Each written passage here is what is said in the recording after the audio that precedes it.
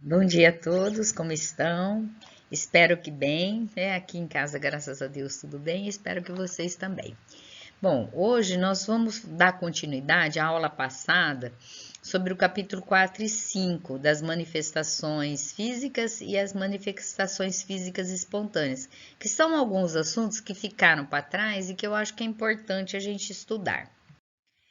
Bom, sobre a teoria das manifestações físicas, depois que a gente demonstra a existência dos espíritos pelo raciocínio e pelos fatos, né, a presença do espírito, seja ele encarnado ou desencarnado, né, e a possibilidade deles agirem sobre a matéria, porque se somos seres, né, viventes, né, nós temos essa possibilidade.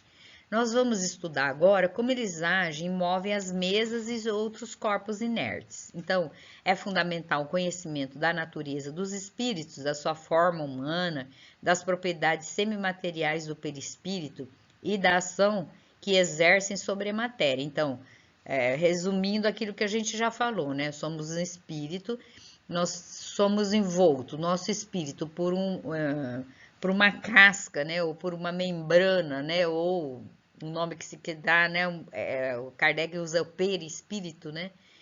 Quer dizer que é o envoltório do espírito, né? Que tem uma forma humana. Só que ele é um elemento semimaterial, né? Ele tem muitas propriedades da matéria no orbe onde a gente está reencarnado ou está vivendo quando está desencarnado, né? E faz a ligação com o corpo físico. E através dessas propriedades é que o espírito consegue fazer alguma mudança na matéria. Quanto mais materializado ele é, mais ele tem essa possibilidade. Quanto mais livre ele né, da matéria, menos possibilidades ele tem. Então, acho que aqui tem dois, tá? Eu não vi que tinha as entradas devagarinho. Pronto. Então, no item 74, as respostas às questões, quando Kardec pergunta ao espírito de São Luís, né, sobre o fluido cósmico universal e o fluido vital, se são as mesmas coisas, né? É a mesma coisa? Qual que é a diferença desses dois fluidos? Então, o fluido vital é uma forma modificada do fluido cósmico universal. Ele é o elemento básico da vida e nessa categoria, evidentemente, não se inclui os espíritos. É uma força motriz dos corpos orgânicos, comum a todos os seres vivos, desde planta até os homens. É o fluido elétrico animalizado, designado também sob o nome de fluido magnético ou fluido nervoso. Então, o que é fluido vital? É aquilo que nos dá vida, vida física, tá? Vida física. Então, o fluido vital é isso, né? É uma forma que a gente angaria do fluido cósmico universal, essas energias, é o prama, né? Como os hindus falam, né? Então, você na alimentação você consome, na respiração você consome, né? Quando você está ao ar livre, você consome muito essa energia do fluido cósmico universal, que é feito onde tudo é feito, né? Quando está dentro do nosso corpo, né? Dentro das plantas, dentro dos animais, é chamado de fluido vital. Então, os espíritos não possuem espírito vital, uma vez que não estão encarnados. Os espíritos precisam da sua ajuda, do nosso concurso nas práticas de cura, de energização. Então, num passe, o espírito precisa da energia vital do médium para que ele possa transmitir o fluido animalizado, né? Ou seja, o fluido animalizado, magnético ou nervoso, como que se dá o nome. No nosso processo encarnatório, é-nos dado uma carga de fluido vital, como se nos abastecêssemos de uma cota de fluido ao longo da vida. Assim que essa cota de fluido vital se extingue, obviamente deixaremos esse equipamento vivo por ali e desencarnaremos. Então, à medida que a gente absorve esse fluido de cósmico universal, né, nós temos esse fluido vital, que é uma forma condensada em nós. À medida que a gente vai extinguindo, né, pela velhice ou pela disfunção dos órgãos, né, nós desencarnamos, né, e ele desaparece, porque a quantidade dele é pequena. Tá lento, vou esperar um pouquinho. Isso. Então, qual a diferença básica, rápida, para entendermos isso? Uma vez que o fluido cósmico universal passa por mim, ele imediatamente vira fluido vital. Exemplo, no trabalho de energização, eu sei que a energia que eu estou doando, o fluido que eu estou doando, foi transportado a partir do fluido universal.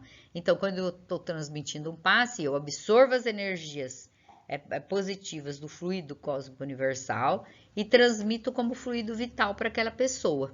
É assim que é a transmissão do passe. Se eu tiver a ajuda de um espírito, melhor ainda, porque ele dá mais força energética, eu absorvo mais e transmito mais, né? Na questão 227 de O Livro dos Espíritos, Allan Kardec questionou os espíritos. De que natureza é o agente que se chama fluido magnético?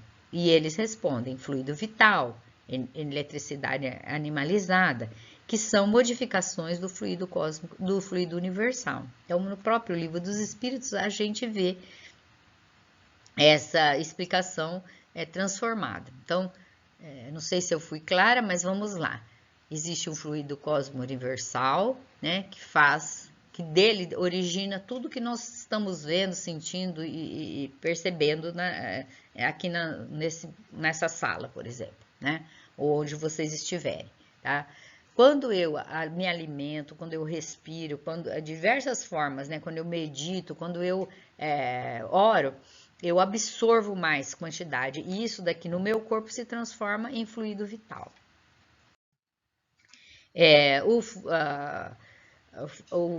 Então, vamos voltar às questões que Kardec faz ao espírito de São Luís. Então, o fluido universal é uma emanação da divindade? Não, ele não é uma emanação da divindade, né? Ele não é criado por uma divindade, tá? É uma criação da divindade? Tudo foi criado por Deus, né? Exceto Deus. Então, o fluido cósmico universal é o próprio elemento universal? Sim, é o princípio elementar de todas as coisas, né? Que hoje a ciência busca ainda, né? Encontrar, né? Nas menores partículas, né? E alguns pesquisadores já falam que é a partícula de Deus, né? Que é aquela partícula menor que existe e que origina todas, né? Isso daí já tem, a ciência já fala isso, que é uma partícula extremamente pequena, elementar, e que delas se origina todas as coisas, né? Então eles apelidaram de partícula de Deus, né? Já existe muita pesquisa científica sobre isso. Tem alguma relação com o fluido elétrico, cujos efeitos conhecemos? É o seu elemento. Então, o fluido elétrico, na verdade, é uma transformação do fluido cósmico universal. Como o fluido universal se nos apresenta na sua maior simplicidade? Para encontrá-lo na simplicidade absoluta, seria preciso remontar aos espíritos puros. No nosso mundo, ele está sempre mais ou menos modificado para formar a matéria compacta que nos rodeia. Então, quanto mais eterizado é o indivíduo, né, é o mundo em que ele habita, ele mais apresenta-se sem transformações, né? Não há necessidade de transformação. Afirmou-se que o fluido universal é a fonte da vida. Seria ao mesmo tempo a fonte da inteligência? Não. Esse fluido só anima a matéria. Então, lembra, tem o espírito, o perispírito e o corpo, né? O espírito é um elemento à parte, né? Ele não é materializado, ele não veio do fluido cósmico universal. Ele é um elemento à parte. Agora, tudo que ele precisa é assim, absorver esse fluido para poder animar aquilo que a gente está vendo, aquilo que a gente está sentindo. Afirmou-se, bom, isso eu já falei, sendo esse fluido que forma o perispírito, parece encontrar-se nele uma espécie de condensação, que de certa maneira o aproxima da matéria propriamente dito. Então, de certa forma, dizeis bem, porque ele não possui todas as propriedades da matéria e a sua condensação, maior ou menor, segundo a natureza dos mundos. Então, a gente absorve aquilo que está na nossa natureza. Se a gente, por exemplo, vivesse num outro planeta e pudesse ali assimilar as energias, a gente ia ter outra forma ou ter outro tipo de sistema, né, no nosso organismo, né, para absorver melhor e para viver naquele mundo. Assim como os espíritos também, eles vivem num plano espiritual de uma forma um pouco diferente da nossa, porque eles não têm o corpo físico. Como o espírito pode mover um corpo sólido? Aí entra no nosso assunto, né? Então, combinando uma porção de fluido universal com o fluido que se desprende do médium, apropriado a esses elementos. Então, o que ele faz? Ele pega energias do mundo espiritual e mais energias daquele médium, que são os ectoplasmas, né? São essa substância que esse médium permite liberar do seu corpo físico, né? E aí ele faz esses efeitos físicos.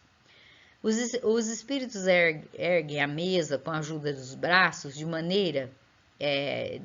alguma maneira solidificados.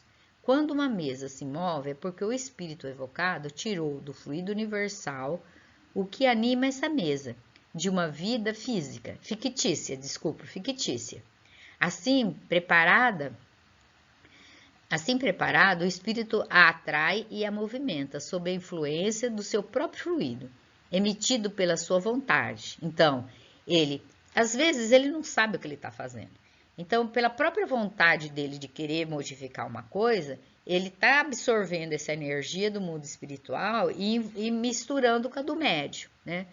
Quando a massa que deseja mover é muito pesada para ele, ele pede ajuda a outros espíritos da mesma condição. Por sua natureza etérea, o espírito propriamente dito não pode agir sobre a matéria grosseira, sem intermediário, ou seja, sem o liame que o liga à matéria, que é o perispírito. Então, se ele não tem essa facilidade da matéria grosseira como nós temos a mão para pegar alguma coisa, né? Então, o que ele faz? Ele usa de artifícios que às vezes ele não entende, porque o Kardec perguntava assim, mas como que você faz isso, né? E os espíritos falavam assim, eu vou lá e faço, eu mexo, né?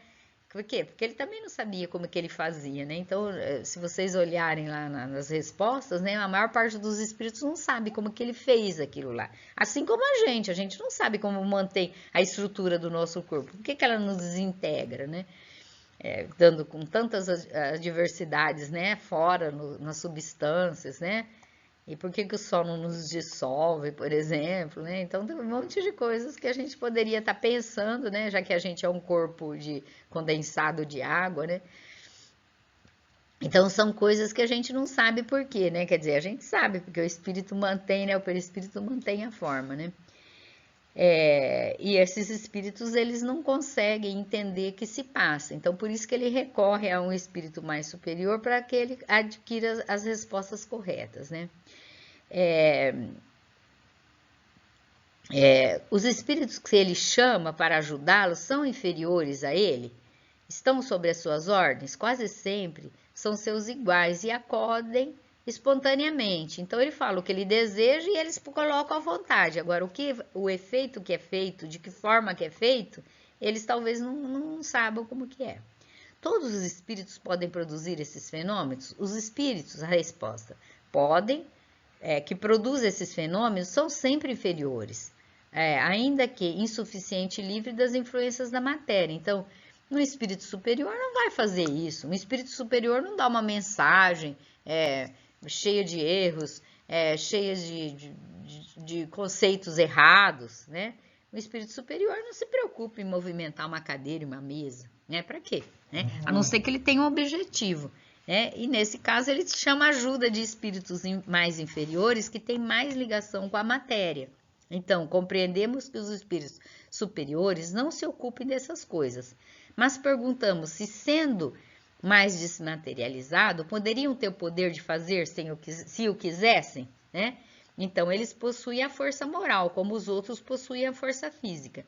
Quando necessito dessa última, né, que é a força física, serve dos que eu possuo. Então, eles vão atrás de um espírito que tem mais facilidade para mexer com a matéria.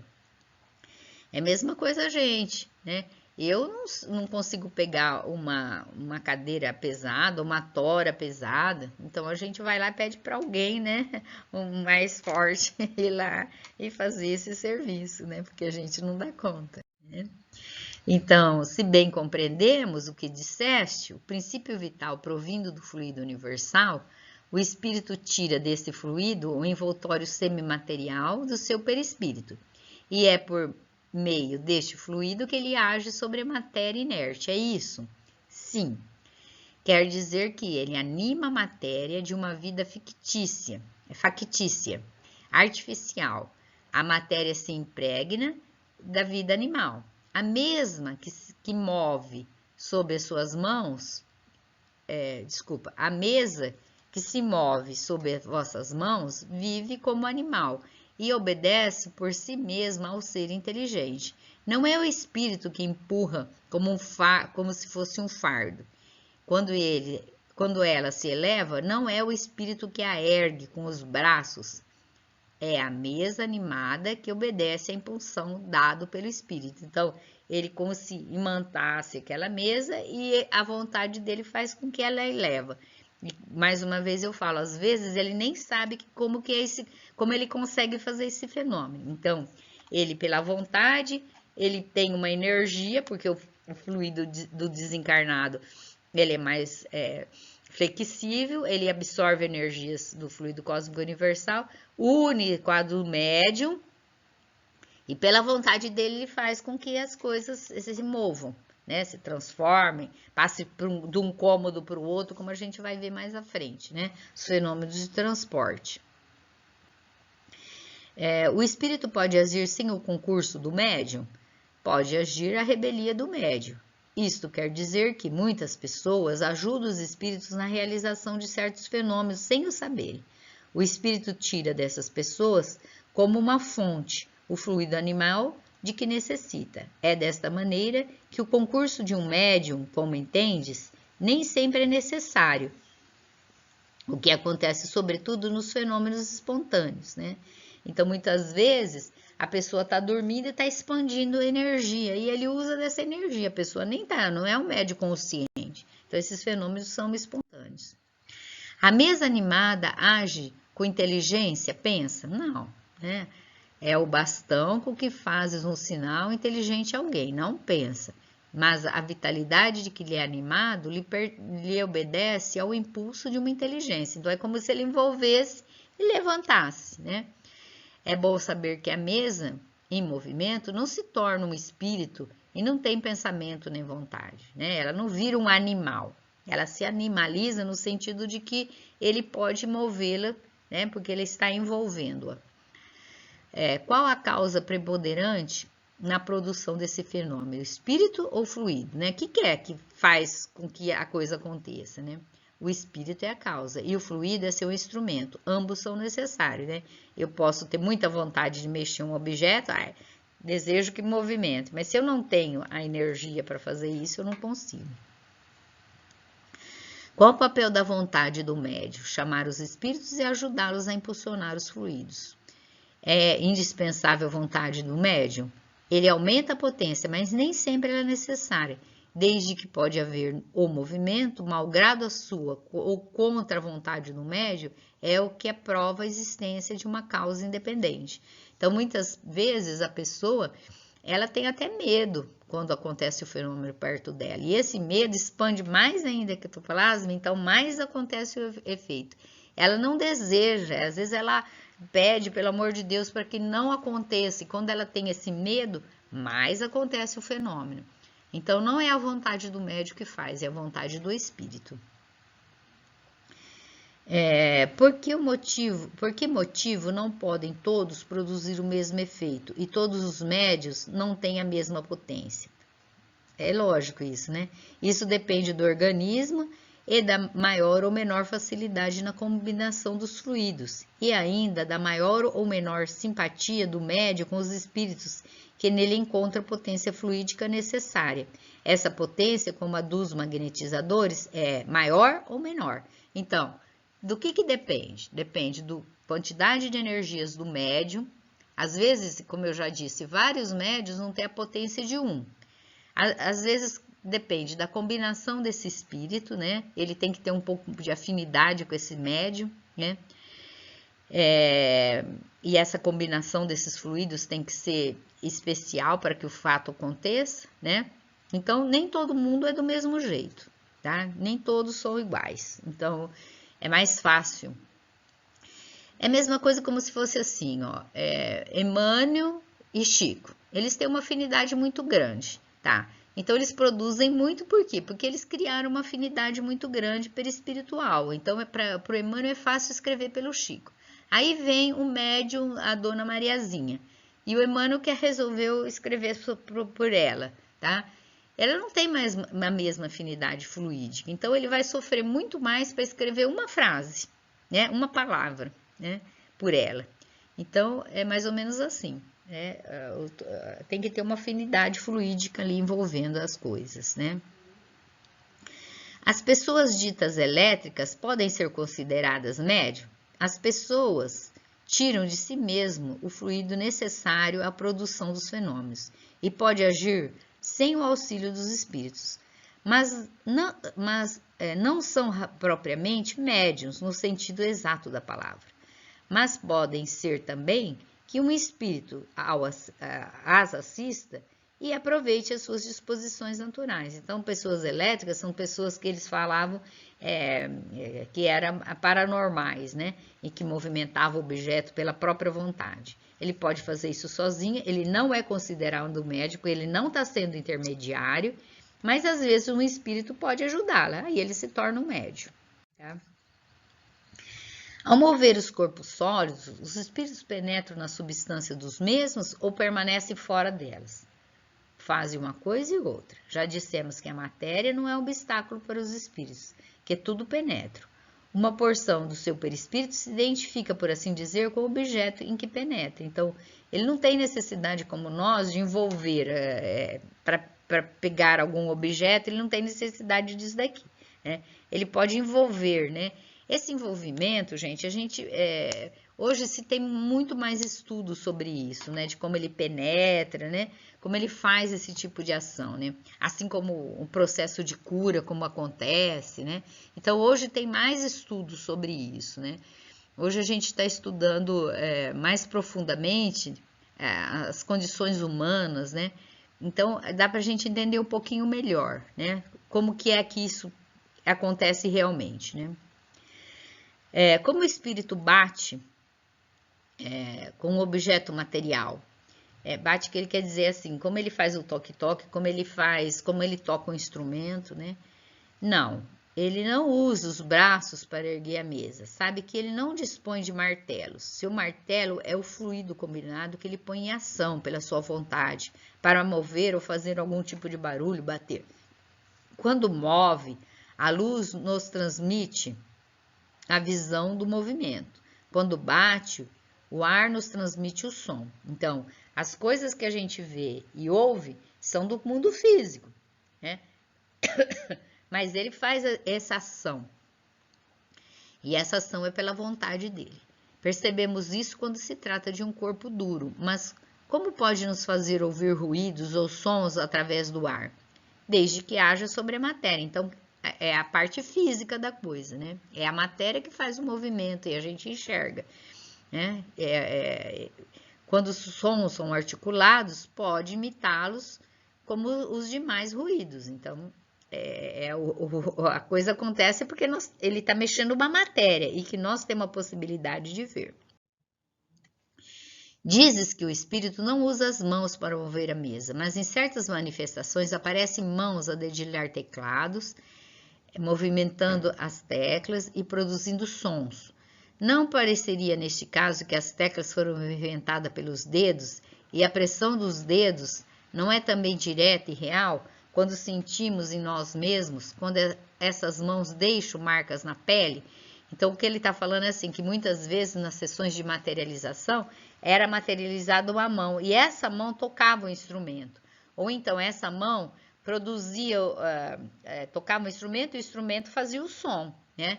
Como nós ouvimos. E a pressão desse dedo muitas vezes tocava nas pessoas, as pessoas iam lá e cumprimentavam esse espírito, né?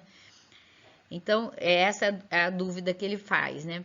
Não podereis compreender a natureza dos espíritos e sua maneira de agir por meio dessas comparações, que dão apenas uma ideia incompleta.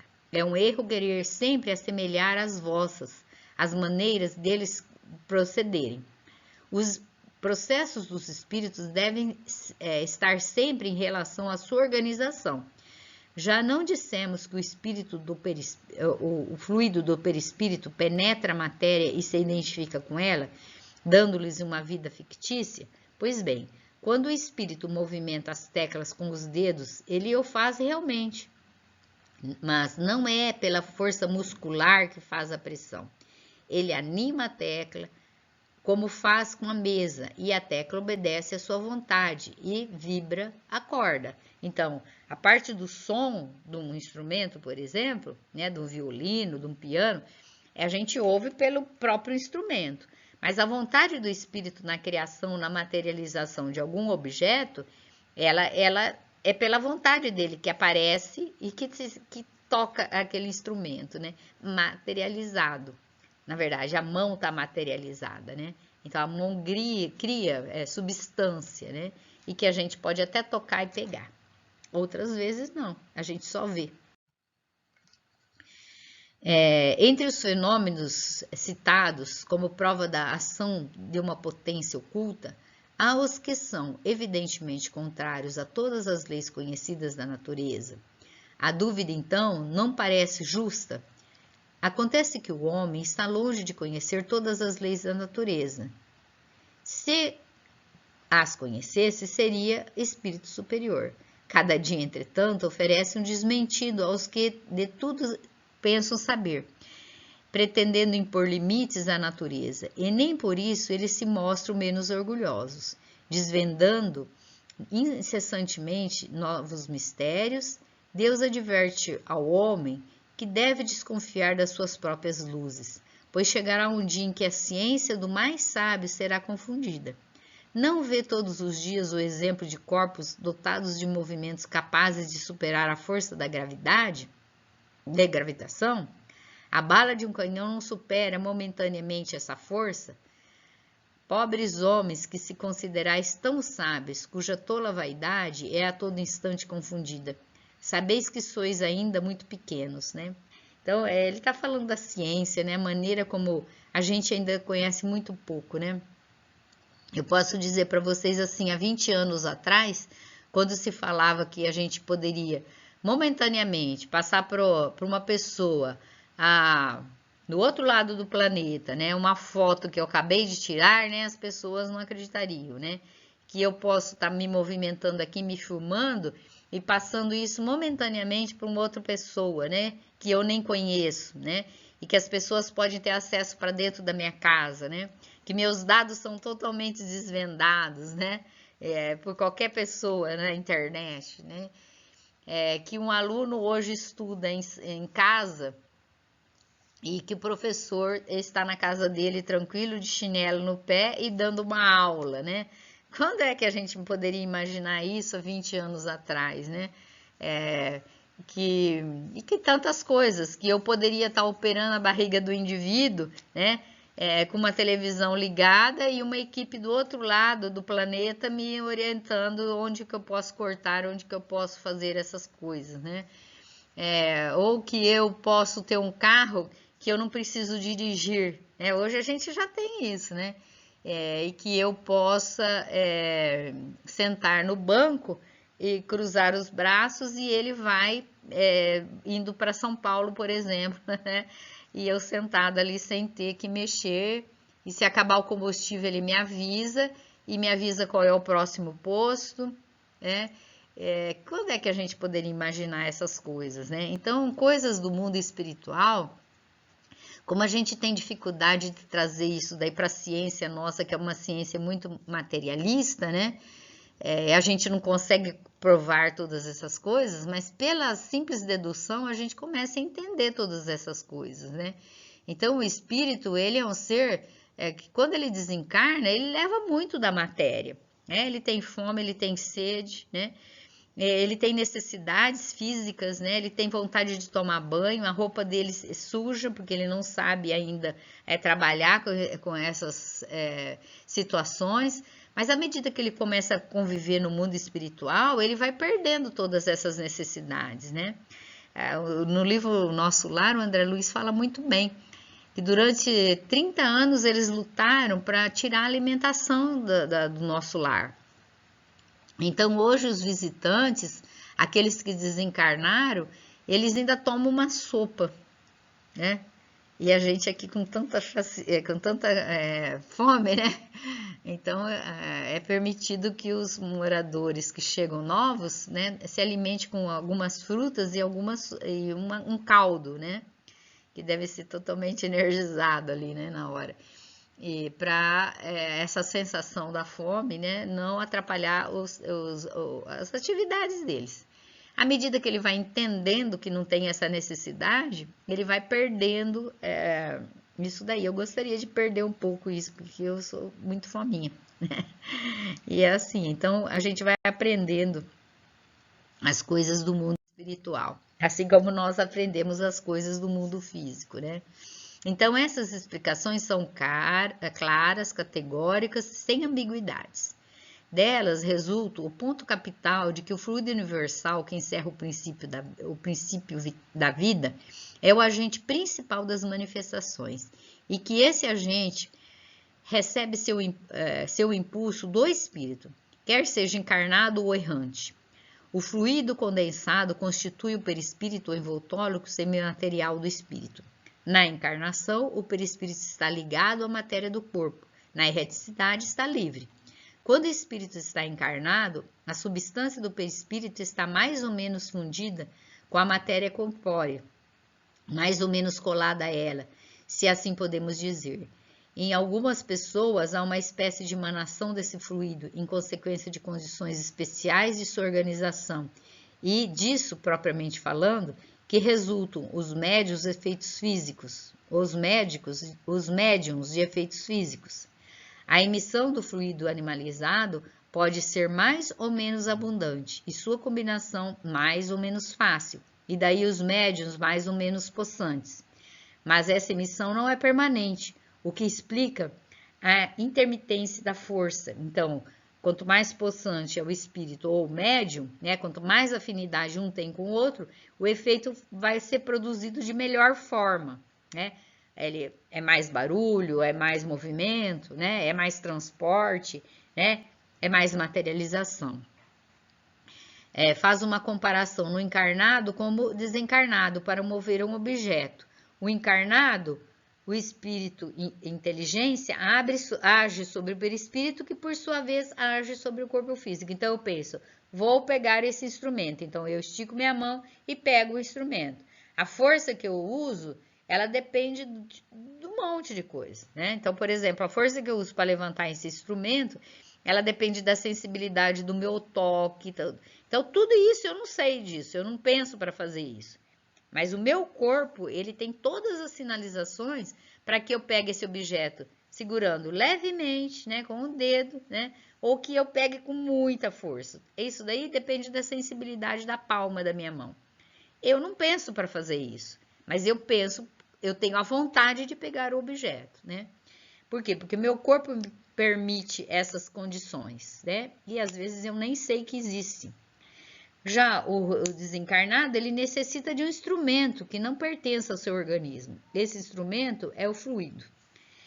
Com auxílio do qual torna o objeto apropriado a realizar o impulso da sua vontade. Então, já o espírito, como ele não tem essa vontade, não tem o corpo físico para segurar, ele precisa de outros instrumentos. Ele não pensa, às vezes, para fazer isso, mas isso ele faz essa combinação. E essa combinação permite que ele levante um objeto, por exemplo. Certo? Sobre as manifestações físicas espontâneas, aquele que não é determinado, que não é pensado, que não é numa sala especial, como uma sessão mediúnica, que acontece espontânea na casa, que são os barulhos, os ruídos, as perturbações, né? Os lançamentos de objetos, o fenômeno de transporte e outros, né? É o que nós vamos ver agora. Então, esses fenômenos, pelos quais os espíritos podem se manifestar, sua presença, são de duas naturezas. Uma de manifestações inteligentes, né? Toda vez que tem um fenômeno, são dois tipos de manifestações. Isso, até o final do livro dos médiuns, a gente vai estar falando.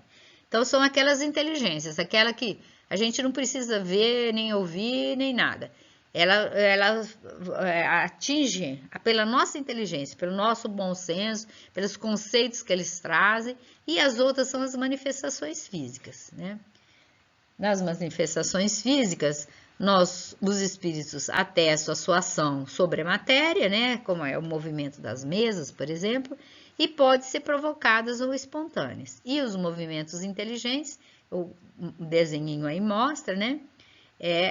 Por exemplo, o Chico recebendo uma mensagem do Emmanuel.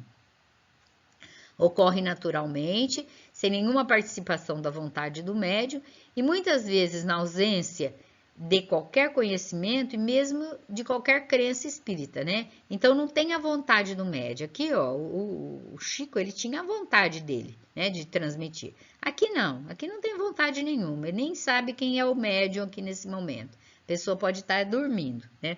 Muitas vezes esses efeitos são realmente quando a pessoa está dormindo, a gente vai ver. Os fenômenos de que tratamos são provocados, mas acontece às vezes que ocorre de uma maneira espontânea. Não intervém então a vontade dos participantes, e longe disso, pois pode quase sempre se tornam quase sempre, às vezes, inoportunos, né? A pessoa não quer de jeito nenhum.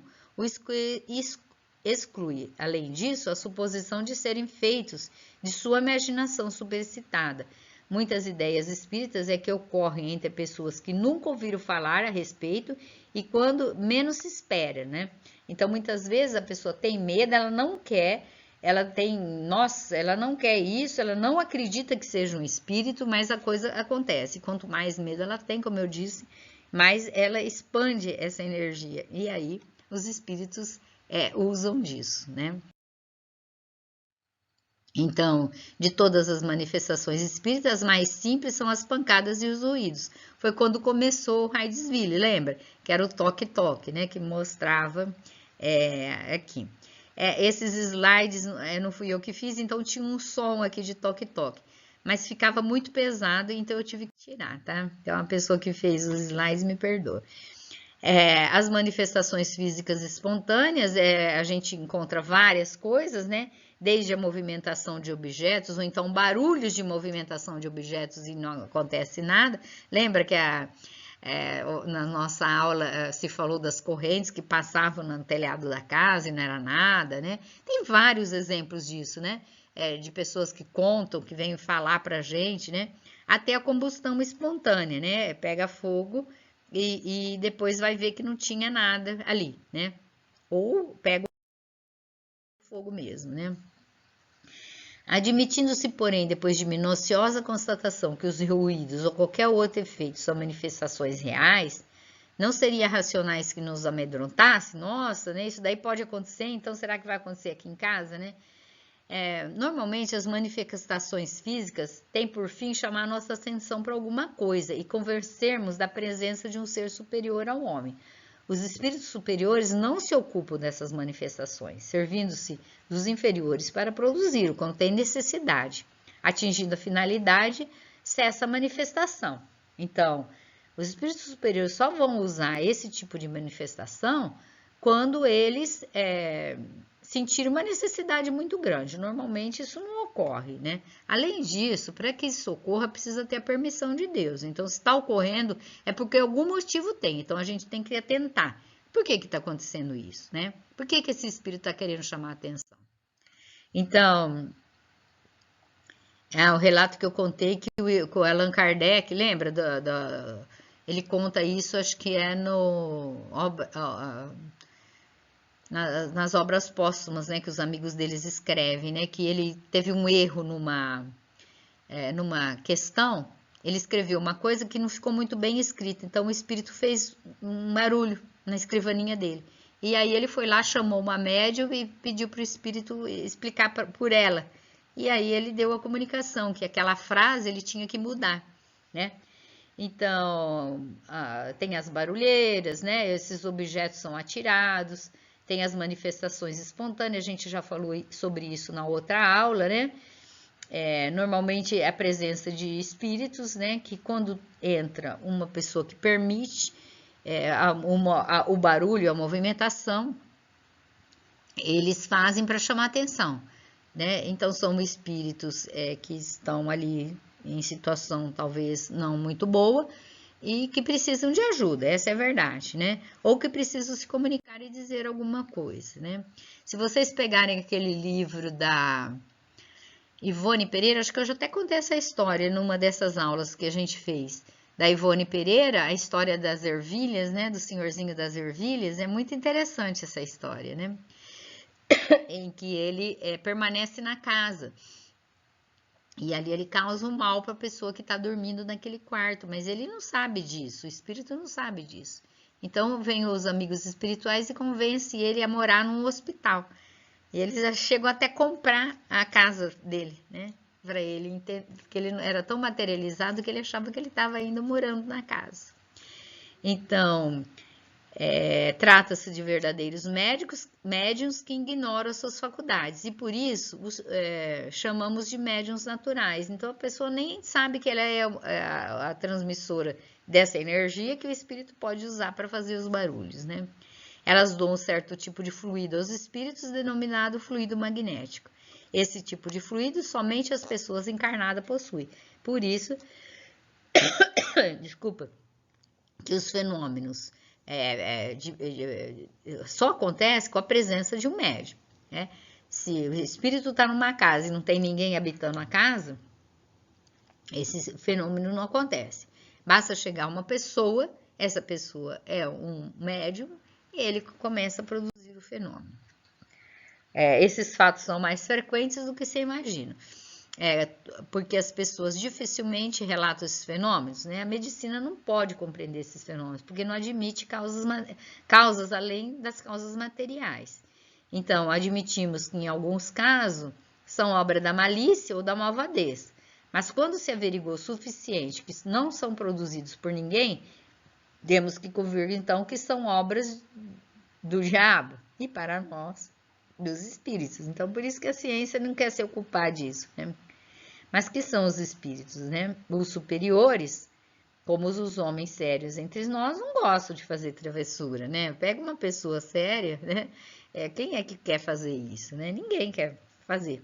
Então, são espíritos brincalhões ou vingativos, né? E aí vem um fenômeno muito interessante que a gente vai estudar mais a fundo depois, que é o fenômeno de transporte. O que é esse fenômeno, né? O transporte que a Márcia falou no nosso estudo, né? O fenômeno de transporte nada mais é do que o espírito tem a possibilidade de transportar um objeto de um lugar para outro, né? Então, várias sessões acontecem, né? Na época do Kardec e depois dele, o Chico fazia muitas dessas reuniões, né? Várias pessoas participavam. É um trabalho maravilhoso de cura, é um trabalho de orientação muito séria, né? Mas quando as manifestações inteligentes começaram a produzir bons frutos, né? Escrever livros, né? Doutrinações de espíritos, os fenômenos de transporte cessaram, porque não há necessidade, a não ser para comprovação. Então, esses fenômenos, eles são muito raros de acontecer, né? A Márcia deu um exemplo, né, da luva que apareceu, né, de uma luva que apareceu que não era dela. E isso deve acontecer em nossas residências, mas a gente não sabe, né? Então, quando você sentir algo diferente, primeiro tem que averiguar, né? Quem é que fez isso, né? Existe a possibilidade de um ser humano fazer isso, um animal, né? E ficaram muitas dúvidas, né? É possível transportar objeto de um outro mundo? É possível transportar objeto para um outro hemisfério? O objeto que foi trazido, ele deve desaparecer ou é possível devolvê-lo, né? O objeto é trazido carregando com as mãos, né? É da mesma forma. O espírito engloba esse objeto, né, nessa energia, como é o movimento do toque-toque. É fácil transportar esse objeto pesado, né? Como é que é feito isso, né? Então, todas essas respostas a gente resolve pela lógica e pelo pensamento, né? Então, da mesma forma que os espíritos podem fazer um barulho, ele pode transportar um objeto, sim, porque a barreira física não é a mesma que a nossa, né? Nós precisamos abrir portas para passar de um cômodo para outro, e eles não. Então, ele pode transportar da cozinha para minha sala um objeto. E isso pode acontecer. Eu lembro que quando eu estudava, uma amiga minha estava sentada no sofá, eu não estava presente, as amigas que contaram, e tinha uma jarra de água em cima da mesa. E essa jarra levantou e foi despejada em cima dessa minha amiga. Ela levantou, né? E as meninas ficaram todas, imagina, né? Apavoradas, né? Então, se um espírito pode fazer isso, ele pode trazer de uma sala para outra um objeto, assim como ele pode levar de um lugar para o outro, assim como ele pode levar de uma cidade para outra, né? Quanto mais pesado o objeto, mais quantidade de energia ele precisa para fazer isso. Então, normalmente, eles fazem o quê? Eles trazem uma flor, uma joia, um pedaço de coisa, um óculos, por exemplo, né? Eles transportam coisas mais leves, objetos mais leves, porque fica mais fácil. Não, como eu disse, que eles saibam disso. Às vezes, como são espíritos mais inferiores, eles não entendem como que é esse mecanismo, mas eles sabem que pela vontade dele, ele consegue mexer determinados objetos. Uma moeda, uma coisa assim. É verdade ou mentira, né? Que é que a gente precisa saber. Então, a primeira coisa, eu não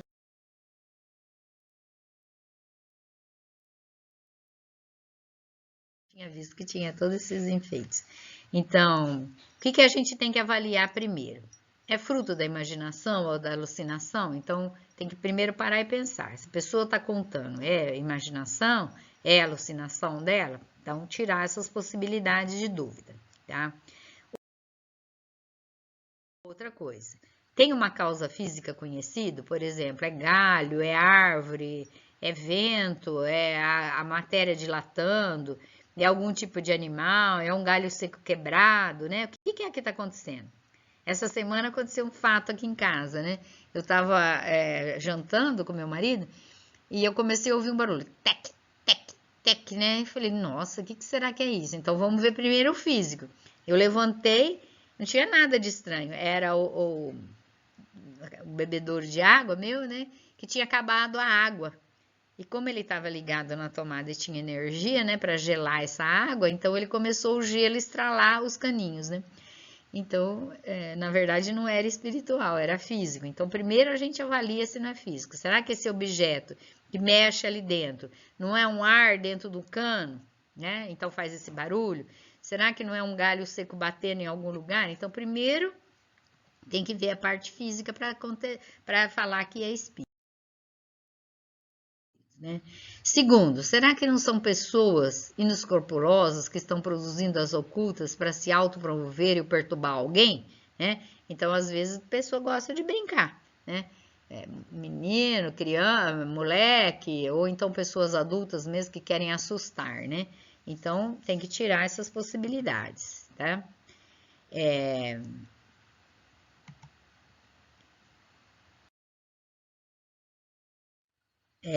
Então, rejeitar sem exame, rejeitar sem exame tudo que dizem das casas mal assombradas. Seria tão absurdo como aceitar tudo sem nada examinar. É lógico, eu não posso falar assim, não, não é, como eu posso também não falar, ah, é verdade, tudo é verdade, né? Então, às vezes é o gato que tá andando no telhado e eu tô achando que não é, né? Então, primeiro eu tenho que examinar as causas. Então, eu não posso rejeitar tudo e não posso aceitar tudo de bel grado, né? Até as lições do plano espiritual, eu acho que tem que ser avaliadas, né? Eu sou daquelas pessoas assim que tem que olhar o conhecimento, né? O conteúdo. Por quê? Porque o espírito interfere, o médium interfere no conhecimento dele, né? Na escrita que ele faz, então tudo tem que ser avaliado. Tá? Vamos avaliar mesmo. Então, Os estudos espíritas nos ensinam também a distinguir o que há de real, de falso ou de exagerado nos fenômenos que examinamos. Então, Kardec fala isso, né? Cuidado, né? O que é real, o que não é possível, não é. Eu posso falar isso para vocês porque a gente atende tantas pessoas e a gente ouve tanta barbaridade. Eu fui no centro tal, ele falou que é isso, que o espírito está fazendo isso, né?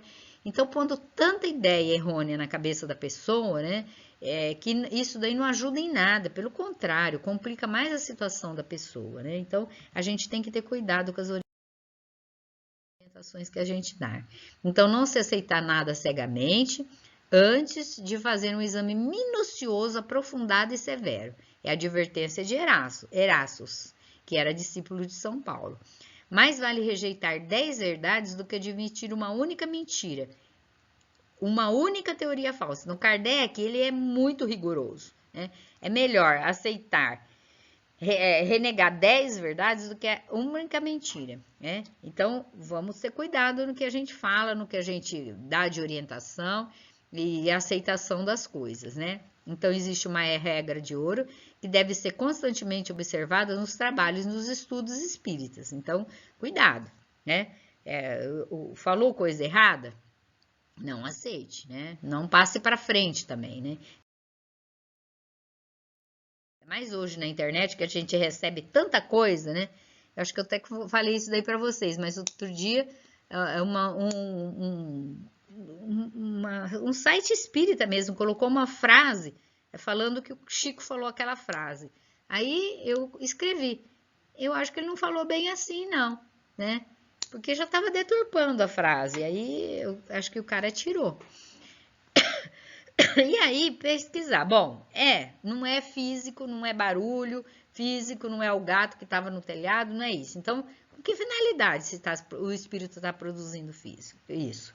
Então, as manifestações físicas têm por fim chamarmos a atenção de alguma coisa e convencermos da presença de uma força superior no homem. Então, qual é a finalidade do espírito fazer isso?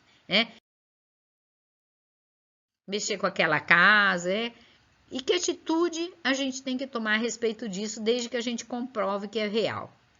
Primeiro, pelo desejo de comunicar e pedir alguma coisa, é isso que ele quer? Ele quer se comunicar, é um espírito familiar, ele quer falar alguma coisa? Então, a gente tem que atender às solicitações, se elas forem justas, entender que ele está ali por uma necessidade, que ele quer chamar atenção, e a partir daí, o que é o que eu tenho que fazer, né?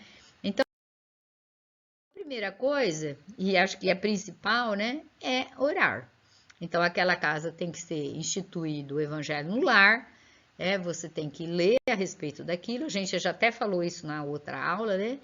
Mas, normalmente esse espírito precisa de ajuda, então você pode ir numa casa espírita pedir amparo, né? Esse espírito vai ser amparado, mas você também tem que modificar alguma coisa, porque se ele está ali presente solicitando alguma coisa, ele deseja também que você faça alguma ação, né? E essa ação nada mais é do que uma ação não física, né? É uma ação de vontade, de mudança de comportamento, etc, né? E receber uma orientação espiritual. Então, uma orientação no sentido de uma boa leitura dentro de casa, melhorar o ambiente familiar, né? Eu sozinho eu não consigo, então faça a sua parte, né? Que as coisas normalmente vão cessar, né? Se esse espírito é um espírito vingativo, que ele quer assustar realmente as pessoas, ele quer perseguir, né, ou perturbar alguém, então, nesse caso, é preciso orientar ao espírito, né? Então, você vai ter que ir numa casa espírita falar da situação. E, normalmente, quando você frequenta uma casa espírita, você tem um cadastro, né? No mundo espiritual. Então, os amigos espirituais vão fazer visita na sua casa, vão estar ali conversando com esse espírito, né? Mas a gente sabe que obsessão não acontece de um só, né? Sempre tem que ter a parceria. Então, você também vai ter que modificar o seu comportamento mental, espiritual. E, lógico, né? Entenda qual a razão e busque a renovação espiritual, né? Quando a gente fala de reforma íntima, é isso daí, né? É mudar os nossos conceitos perante a vida, perante os nossos objetivos de vida, né? E trabalhar no bem, né? Não existe coisa melhor do que ajudar as pessoas, né? Ajudar as pessoas sempre modifica a nossa conduta, né, espiritual, a nossa maneira de ver a vida, a valorizar, a ter gratidão pelas coisas. Dá para fazer uma palestra sobre isso, né? Como brincadeira para assustar os encarnados. Então, é uma brincadeira dos espíritos que quer assustar, né? Então, quanto menos atenção der ao problema, né, ao efeito, perde a graça, né? É que nem criança, né? Quando você não liga para birra, ele vai desanimar, ele parte para outra coisa, né? E se a intenção é de chamar a atenção das pessoas para a realidade, então dá atenção de forma fraterna, né? Às vezes a gente até fala com o espírito, olha, se essa for a sua intenção, vamos conversar, vamos no centro, um médium vai ser seu intermediário, você pode falar as coisas e etc, né? Lembrar sempre em oração, evangelho no lar, para fortalecer a nossa família, mudanças e reforma íntima, sempre pensando em como Jesus faria essa tomada de decisão em qualquer situação da nossa vida e agradecer, né? Gratidão por todas as situações de vida, principalmente agora, né? Que nós estamos em pandemia. Que Jesus nos abençoe a todos. E espero que vocês tenham gostado da lição. Um beijo.